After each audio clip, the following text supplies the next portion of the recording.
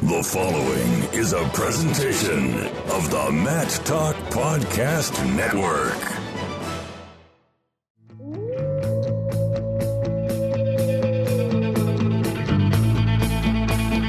The mind of Pat Popolizio is a wondrous thing. And for you Pack Wrestling fans, you'll get to go inside the mind of the Skip each and every episode here on the Pack Mentality Pop-Ins podcast. Now, here's your host, NC State Director of Athletics Digital Communications, Brian Reinhardt.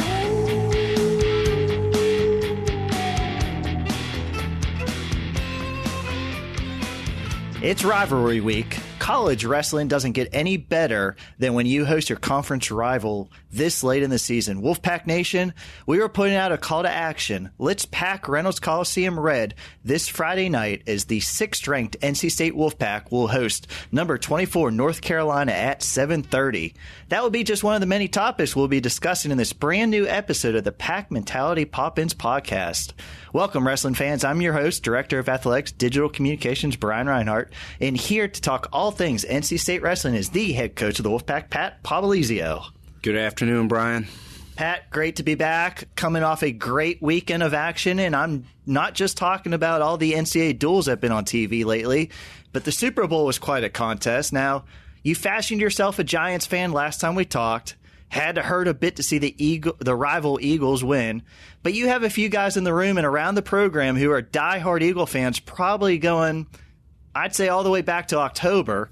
So Monday practice had to be a little uplifting for these Super Bowl winners. Yeah, we got to give them their time and their credit for that. It was good. It's affected our mood this week, so I'm happy for them. If that's what it requires, then I'm good with it. I was told the bandwagon got a little heavy there, maybe third, fourth quarter, but the game played out pretty well. It might have upset Obi more than anybody, so.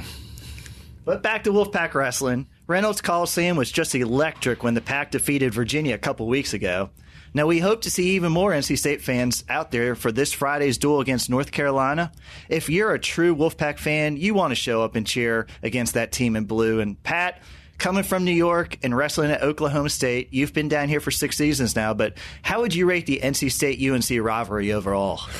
Yeah, that's something I, over time learned how important it is to this area, and obviously between the two schools, it's great. I think sports needs that, wrestling needs that, we need that to continue to grow, and it has, and it gets intense, and it makes us better. I'm sure it makes anybody we're competing against better, and these environments are what make college wrestling great, and to get the ACC to that next level, which we're doing, we need these kind of dual meets.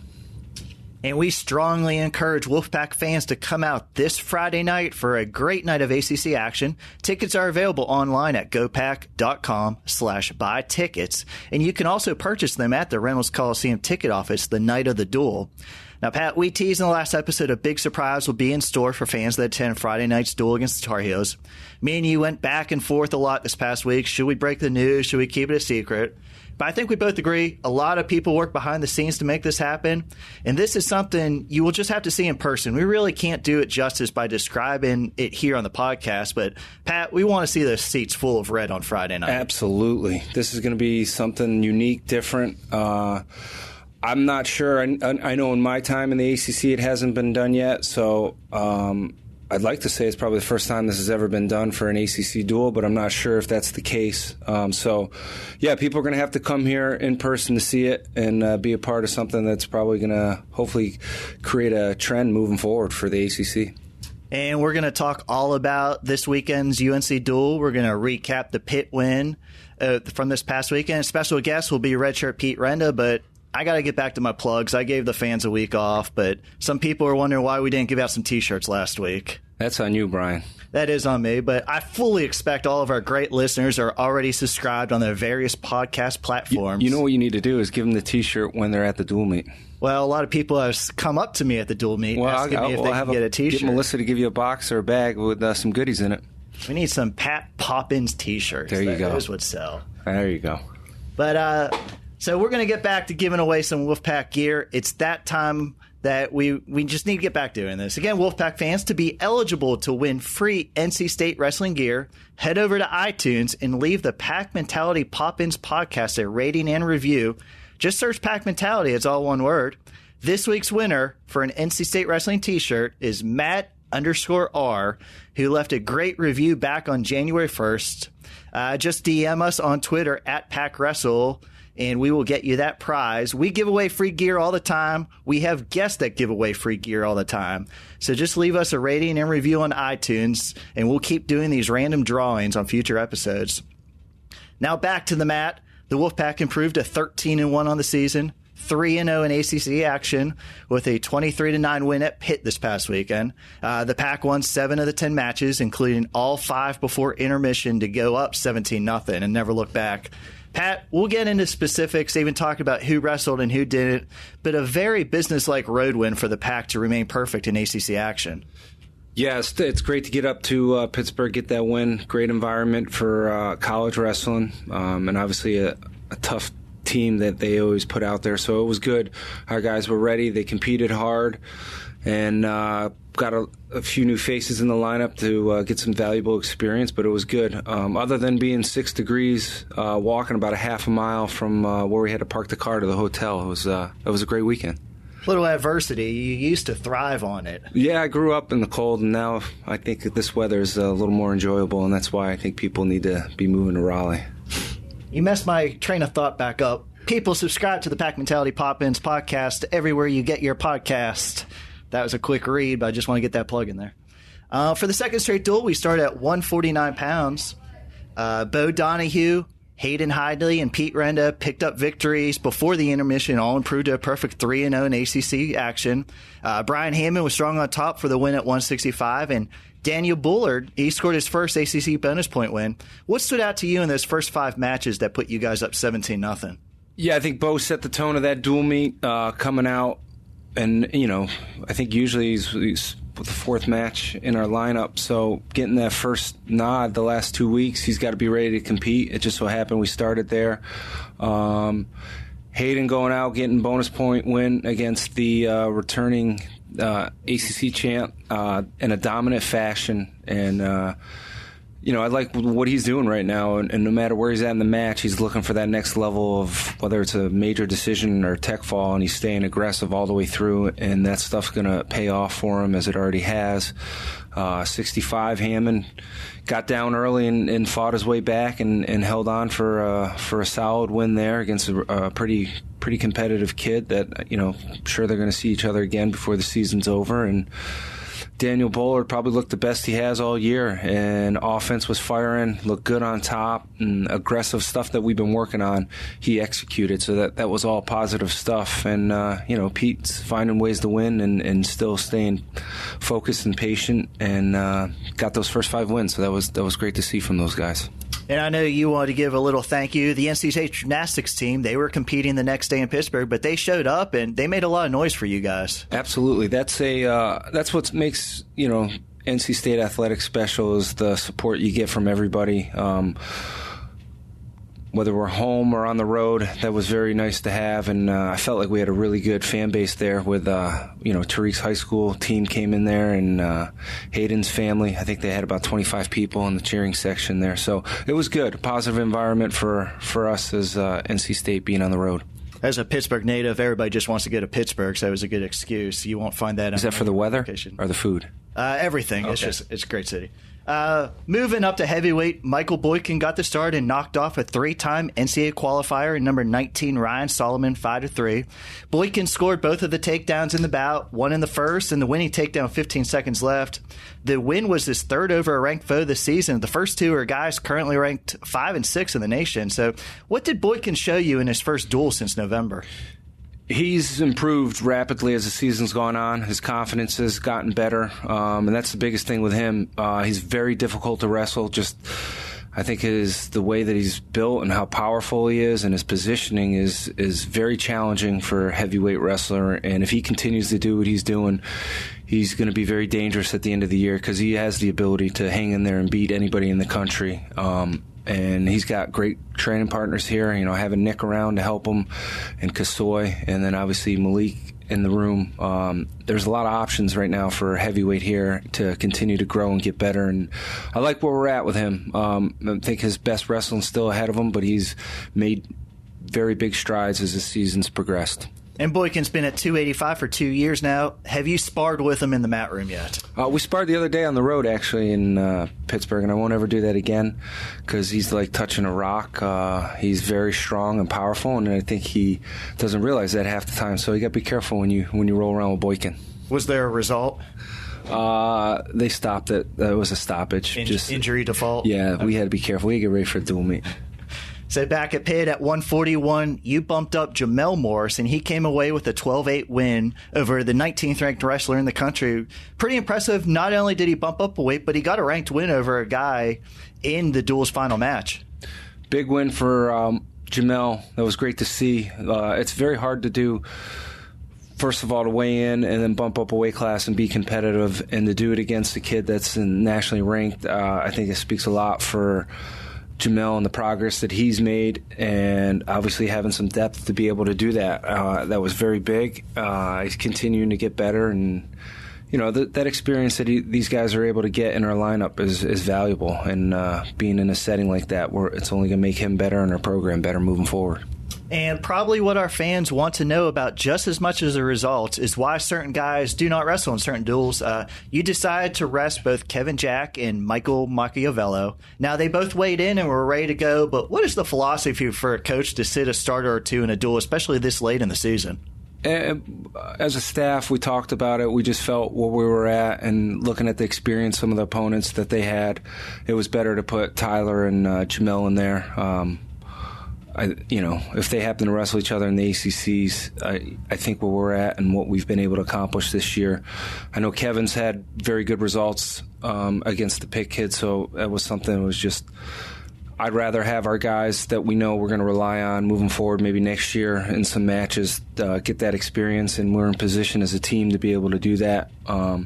There was no seeding issues on it. If there was an issue where you had the number 1 or 2 guy in the conference, we would have wrestled them, and we knew 41 that was not going to be the case, and 97 definitely as well. So that was mainly the reasoning behind it. Now on to Friday night's duel. We might have mentioned it, but the Wolfpack will host ACC foe North Carolina this Friday night in Reynolds at 7:30. The Tar Heels sit at 8-9 on the season, with at least 8 of those duels against ranked foes. UNC is 2-1 in ACC action, knocking off both Virginia and Pitt before falling at Virginia Tech this past weekend. Pat, the Tar Heels are pretty battle-tested this season with that strong schedule. Yeah, they have wrestled a very challenging schedule, so we know we got to be ready in our end. They're coming in here with a lot of experience in big dual meets this year, so it'll be another good atmosphere, and looking forward to the challenge that lies ahead. But yeah, it's going to be one of those that, no matter who's coming in or what's going on or what weight a guy's wrestling, you just know the atmosphere and what it means to, the kids that are at both programs at this time in their career. It matters to them, so you're always going to get everybody's best, and that's what makes this something special. The new Intermat rankings just came out this week. 15 total wrestlers in this duel are going to be ranked, so a lot of great action. UNC comes into the duel with 7 ranked wrestlers. Leading the way for the Tar Heels is number 9, redshirt senior Troy Heilman. He's 24-4. He's 24-4 on the year and maybe one of the most improved wrestlers nationally. NC State will counter with number 13, Bo Donahue. Bo's 17-2 in his final season, having won 11 of his last 12 matches, and he's a perfect 9-0 in duels. The two have split a pair of matchups over the last couple of seasons. This should be a great bout with a pair of redshirt seniors and probably determine the number 1 seed for the ACC championship. Yeah, you got 2 guys. I think you can say the same for Bo. He's improved a lot this year as well. So that's it's good to see 2 guys, their careers ending on a high note, both being fifth-year seniors. And I bet you they both have similar stories to what the progress they've made in their time in their college program. So both have hung in there and done some great things. So I'm looking forward to this one. Obviously, this is a challenge for us and one that we're probably not favored in. So we got to let things fly and go out there. And it's a match that I think in the years past, like you said, they split. So it's something that is winnable for us for sure. But we know it's a tall challenge with a kid that's been wrestling very well, and I know we're looking forward to it, and I know Bo especially has been wrestling some of his better matches, so it should be a good time to go out there and compete. Now, that is just one of the many ranked matchups that fans will get to enjoy in Reynolds this Friday. We could also be seeing ranked versus ranked at 141, 157, 184, 197, 285. So just a lot of great matchups. This should be a lot of fun, like I said, in the duel. And there are a lot of ACC and even NCAA championship seeding implications in this one. Definitely. And that's what makes good duel meets is when you do get two ranked guys meeting up. And especially in this environment, because it's gonna matter. It's gonna matter for ACC, and then the better guys, obviously for NCAA. So it's something that everybody in our end will be ready. Looking forward to the challenge, and I feel like our experiences that we've had this year, and for guys in their career, will put them in position to be ready to compete at this dual meet. 197 is another matchup I wanted to touch on, and just happens it's the two worst names to pronounce, but we're going to give it a shot here. We'll be seeing 6th-ranked Michael Macchiavello take on 15th-ranked Daniel Shade of UNC. Shade's 18-7 on this season and won 3 matchups at last year's NCAAs. The two have some history. Last year in the duel at UNC, Mock weighed in at 184, but he bumped up to the 197 bout, but fell in overtime 3-1. So that was Mock's only ACC loss last season. Being a native of the state of North Carolina, safe to say that Mock is out for a little bit of a revenge this year. Yeah, I think that's got to be the case for him. He gave up some weight last year, and we bumped him up, and he hung in there, and obviously did not win. So I think that's motivated him to have that opportunity to revenge that loss for personal satisfaction, being satisfied with that. So it's one of those where he's got to go out, be ready to compete, do what he does best. And Mock is one of those that brings his A game. The better the competition is, I think the better that he brings and rises his level of competition. So he's going to be ready. I know he's motivated and looking forward to Friday night as much as anybody. Again, Wolfpack fans, NC State hosts North Carolina this Friday night at 7:30 in Reynolds. After the duel, the Wolfpack will be also signing autographs, so it's a great chance to come meet the team afterwards. Purchase your tickets now online at gopack.com/buy tickets, or get them the day of the duel. The ticket office at the front of Reynolds Coliseum will be open. Pat, we plug the Pack Mentality Pop-Ins podcast and how everybody should be subscribed. But I think you cannot stress this enough. We really would appreciate seeing the stands full of Wolfpack fans this weekend. More than ever. We need as much support as we can get. Obviously starting on Friday night, but the next 3 dual meets at home give us a lot of momentum going into the postseason. But to continue to brand this program and jump levels, we have to have that fan base at home, and it needs to be rowdy and just action-packed. I can promise you on our end, as far as a program and then the marketing side of things and what we're going to do inside the Reynolds is going to be first class and something that probably people will be talking about for a while. A lot of excitement that's going to go down there, but I can also say the product that'll be on the mat will be rewarded as well. Still a giant tease, fans, but we promise Reynolds will you just won't be able to. This is going to be something totally new for Reynolds and just have a different look, and we're really excited. A lot of people have put in a lot of work. Pat, you broke out the checkbook. We were really excited about that, so this is going to be a great event. Yeah, and thanks to some people behind the scenes making this work, it's going to be first class. So in our guest segment this week, redshirt senior Pete Renda stopped by after practice to talk about his season and his Wolfpack career. Pete has been with you for 5 seasons, and he helped lay the foundation of this program as part of this strong senior class. He's approaching 100 career wins, and even more impressive, he's already earned his undergrad degree, and he's been working towards a master's. Can you talk about what Pete has brought to your program? No doubt about it. I think when you look back, Pete was a guy that took a chance on NC State wrestling. We just finished year 1 here. I think we were 4-5 on the year, 0 whatever in the ACC. We obviously had a complete makeover with our entire roster. A lot of changes were going on. And for a kid like that to kind of buy what we were selling him as far as our vision, I think he defines what NC State wrestling is all about. And the reason we're at today, he's had a huge part of that. As I tell our guys, they're buying into the stock that we're a part of, and he was a guy that obviously has made that happen. Our stock's risen because of a guy like Pete Renda, and what he's done for, his individual career. Obviously, is a major impact on our team, and what he's done at the national tournament is one thing, but what he's done day to day, just kind of the person he is and what he's about, is first class. Just a positive role model for all different directions in his life, and is going to go on. Whether he stays and continues to compete or he gets out in the real world and starts working, no doubt about it, Pete Renda is going to continue to have the same success that he's had at the college level. Pat, are you aware Bo Donahue, Kevin Jack, and Pete Renda once got a pet pig? I am well aware of that, and I was seeing how long it would take before they broke and got rid of it, and it wasn't very long, actually.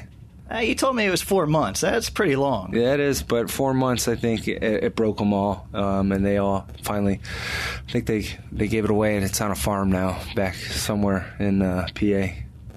Pat, thanks for recovering from that Giants loss. I'm sure talking some NC State wrestling and about the rivalry week made the Eagles Super Bowl win a little more tolerable. And good luck against North Carolina this Friday night at Reynolds. Appreciate it. Looking forward to having the stands packed with Sea of Red. We're now joined by redshirt senior Pete Renda. Pete, welcome to the Pack Mentality Pop-Ins podcast. Thanks for having me. And before we even dive into wrestling, I have to ask you about this past weekend. You're from Topton, Pennsylvania, which is about 2 hours outside of Philly. You said you're not the biggest Eagles fan, but you're around a lot of Eagles fans. Just how was this past weekend? It was pretty fun to watch. Yeah, like you said, I'm not a big Eagles fan, but I got on the Wentz wagon this year a little bit, and seeing a lot more Eagles sweatshirts and shirts around now. How many of your teammates have been on the bandwagon this year? The whole year, I would say 2. Robbie and Hayden are pretty serious fans, but after this weekend, people are pretty happy to see the Patriots go down. So now on to the wrestling mat. Pete, you're off to a perfect 18-0 start at 184 this season, including 13-0 in duels and 3-0 in the ACC. Not just for yourself, but the team's also off to a great start, sitting at 13-1 heading into the final month. A good start, but still a long way to go to accomplish some of those personal and team goals that you guys have. Yeah, I think I'm really excited about where our season's at right now, and I think we're doing a great job. Compared to 2 years ago, there's a lot less ups and downs, but I think we're ready to peak at the right time. And I'm going to start by going back to your 2016 season. You entered your third NCAA championships as the number 13 seed and had one of the best runs by any NC State wrestler in history. You took third. It was your first All-American season, but probably most impressive, you had four top 10 seeds you defeated, including 2 in the top 5 and a Tech Fall in the third place bout. Plus, all that happened at Madison Square Garden, which is just the mecca of all arenas. But how was that season for you, and just how exciting was that run? That season was just super fun. We only lost one dual meet. We beat Iowa and Okie State, which was just incredible. And a lot of growing that season for me and the whole team, and it was just a whole lot of fun. I got a lot of experience, and now I'm ready to come back and win the whole thing.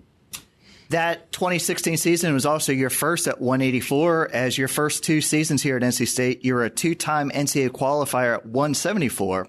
What went behind the decision to move up a weight class, and just what are some of the biggest differences? I think the main thing was I got a fresh start mentally, kind of. The weight class change I don't think was a huge difference, but I think what changed was my mentality, because I had lost to a lot of the guys at 174 that were coming back, and just moving up to 84, I just got a fresh start. So after that 2016 season, there was a tough choice for yourself and the coaching staff. The ultimate decision came down to you taking a redshirt year last year in what would have been your final season. What went into that decision, and how did a redshirt year that late in your career help to where you are right now? Last year, taking a redshirt was it was a tough decision, but I got a lot of experience last year. I got to wrestle some freestyle, which I hope to keep doing after this year. And I got to go out to the Olympic Training Center, which was a great experience, training with some of the best guys in America. And also just being around some of the younger guys, being able to help try to influence some of them, and just hopefully this year, it was all to bring home a team trophy this year. I'm sure everybody will agree that decision to redshirt has paid off, as you've been ranked number 3 in every poll this entire season. How would you rate your season up to this point? I would say it started kind of slow. I had some things I was working out, and that's one of the things I've learned this year is that it never really gets easy. There's always new challenges. Now this year I'm working on guys that don't really want to wrestle, want to keep it a close match, and so that's a new challenge for me is figuring out how I can open those guys up and score points on them. So there's always something new to learn, and that's part of the fun. That's what makes wrestling so fun. But is it frustrating for you when the guy will choose neutral and doesn't start bottom? Yeah, it's frustrating, but it's smart on their part, and it's good to have it happen now rather than NCAA. So I learned how to wrestle guys like that.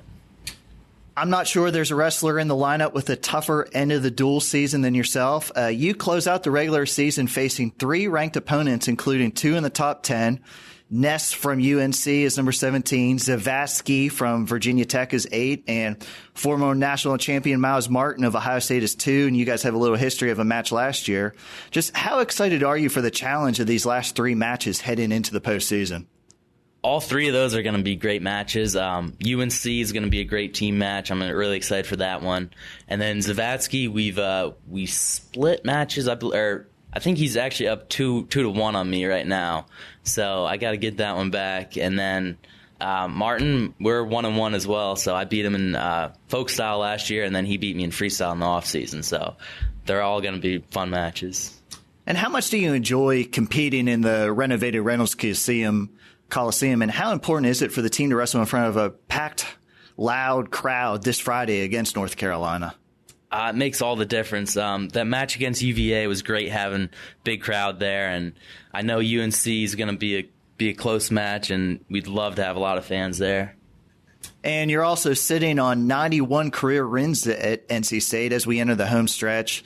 9 more, and you'll become only the 10th NC State wrestler in school history to reach the century mark. Looking back at your career a bit, what kind of accomplishment is that for you? Yeah, I didn't know I was that close, but breaking news here. Yeah, that's on the podcast. Probably 9 out of my last 10 matches. That's really cool to be a part of that group. I don't know what else. I think that'd be awesome if I can get 100. And kind of rare, Kevin Jack got that feat earlier this year. You guys would be the first set of teammates to do it in the first season. So senior leadership really going strong in this final campaign for you guys, I would say. But speaking of Kevin, we had fellow senior Bo Donahue on a previous episode of the podcast, and he was telling us a story. He just glanced it over really quick.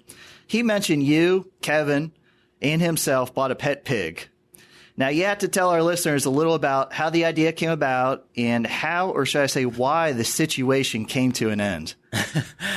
So it was a spur of the moment thing. We were sitting at home, and I think Bo wanted a pet, so we started looking up what kind of animals make good pets, and we saw pig come up on a bunch of lists. So we found some website that is basically like a Craigslist for animals, and we met this guy at a CVS. And he pulled up in a Mustang with a bleeding pig, and he just gave us the pig. And so we had this bleeding pig in the back of Kevin's car, and Bo was squished up against the window on one side, and the pig was on the other side, just squealing its head off. And so we had a good run with him, but I think after 4 months, we just decided he was too much. Who is the ultimate caretaker of that trio? Oh, geez, that's tough. I would say we shared, or lack thereof, kind of the responsibility for him. Now, you've earned your undergrad degree in finance last spring, and for the past year, you've been working on a master's in economics. I know it's a few months away, but what does your post-NC State future hold, both in wrestling and with your education? So I think after this year, I want to keep wrestling, so I'm going to put off the job search for a little bit and keep wrestling. But then after that, if I'm not sure exactly where I'm headed career-wise. Can we break the news here? Do you have a idea of where you'll continue to wrestle? If everything works out, I hope to be in Raleigh still. The RTC would love to have you here and continue on, but going back, you got to travel to Italy in January. I know you're a huge pizza fan. How was the Italian pizza? What were some of the differences? What did you enjoy about that trip? The Italy trip was awesome. Just to see all the different things culturally and just the little things that made it fun were just how they work things differently in Italy. But the pizza was definitely good. It was a lot different. There was a lot less cheese, but great sauce and really good crust. Now, for each of our student athletes guests, I like to end the interview with 7 quick questions. So just say the first thing that pops into your head. And I've asked this first one to everybody, and the same answer has come. So I just want to see if you'll say too. Messiest locker. Mock. He continues his streak. Second place is probably Bo. Okay, well, see, Bo said he would have put himself first, but he had to vote for Mock too. Favorite cardio machine? I'll go with the rowing machine. Okay. If you weren't on the NC State wrestling team, what sport would you try to have pursued in college? Soccer. Did you play soccer in high school? I played up till my junior year. Okay. What was your favorite class here at NC State? Favorite class? I would go food science just because I already knew most of that stuff, so it was pretty easy. I know you're in the master's program, but who would you most likely ask to help you with your schoolwork? Let's see. Chad, if he was still here. I'm sure you could still reach out. Chad was a popular answer. Yeah. Mountain or beach person? Ooh, that's tough. I'll go mountain. And last, you have a favorite TV show that you're hooked on right now? Right now, called The Marvel's Runaways. Where would you find that? Hulu. Hulu. Okay. Pete, I really appreciate you stopping by, letting us catch up with you. These next 3 home duels are going to be really exciting wrestling for our home fans, so just good luck to you the rest of the season. Thanks for having me on. Hope to see the fans at the matches. And Pack fans, don't forget, you still have 3 more chances to see the NC State wrestling team in home action starting this Friday night against rival North Carolina. Buy those tickets at gopack.com/buy tickets or come to Reynolds on match day and purchase them at the ticket office. Let's pack Reynolds Coliseum red for all these home duels. I want to thank everybody for listening today. This is your Pack Mentality Pop-Ins podcast covering all things NC State wrestling. And until next time, Wolfpack wrestling fans, go Pack! The